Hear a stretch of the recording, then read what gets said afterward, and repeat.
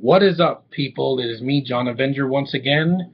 Welcome back to Robot Month. I just got back from vacation a couple days ago, and I'm ready to do more robot movies. This is a sequel to one of the best films from the 80s. This sequel won't be touched because of the new film.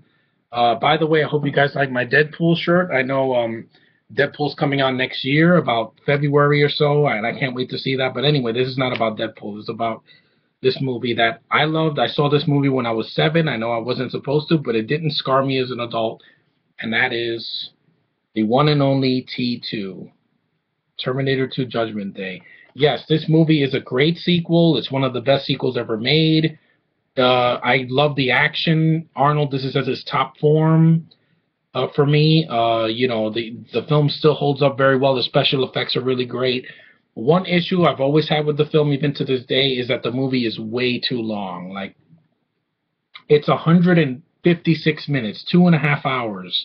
I think that's a little bit too long for a movie, an action movie like this. I mean, Die Hard wasn't even 2 hours and 30 minutes. Any of the Die Hards, and it goes fast at a faster pace. This film is great, but it's not without its flaws.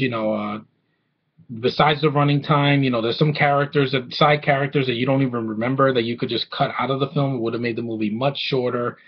To me, Arnold matters, and Edward Furlong's John Connor, who I think is great here. Linda Hamilton's Sarah Connor, the T-1000, and maybe the black guy. But that's about it. I think the Mexicans that are in this movie could have been cut out. They're not needed. That was just a subplot that goes on way too long. But when the action comes in, it's freaking mind-blowing, and it still holds up. This movie's from 1991, and the sequel that's coming out this year is from 2015, and these effects look better. I'm sorry, you could put 15 T-1000s in the new film. There won't be Robert Patrick, who steals the show in this movie. He barely says anything. His face is the only thing you need to look at, because he's an awesome actor, and I love him in this film. This film is a classic. I love this movie. There's a reason why this film is in the top 250 on IMDb, because it's a great sequel. You can't get better than this. I mean, every sequel after this had more flaws as they went by, even though I like 3, and I'll get to that one soon. But, basically the Terminator comes back, this time to protect John Connor. And, the movie is badass. Arnold's got great one-liners. I don't buy that, he turns into a kid's toy. No, he still kicks ass in this movie despite that. I mean, especially in the beginning when he goes to the bar and wrecks everybody up, that gets in his way.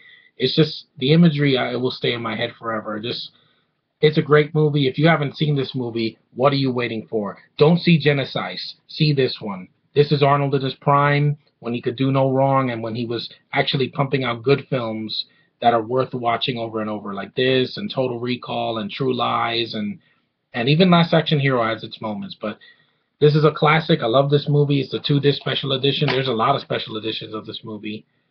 That's at the end when he sacrifices himself. Spoiler warning.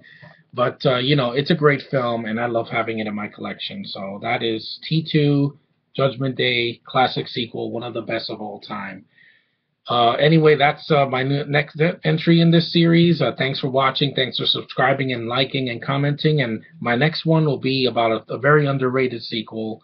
And, I'll get to that soon. So see you in a little bit, guys.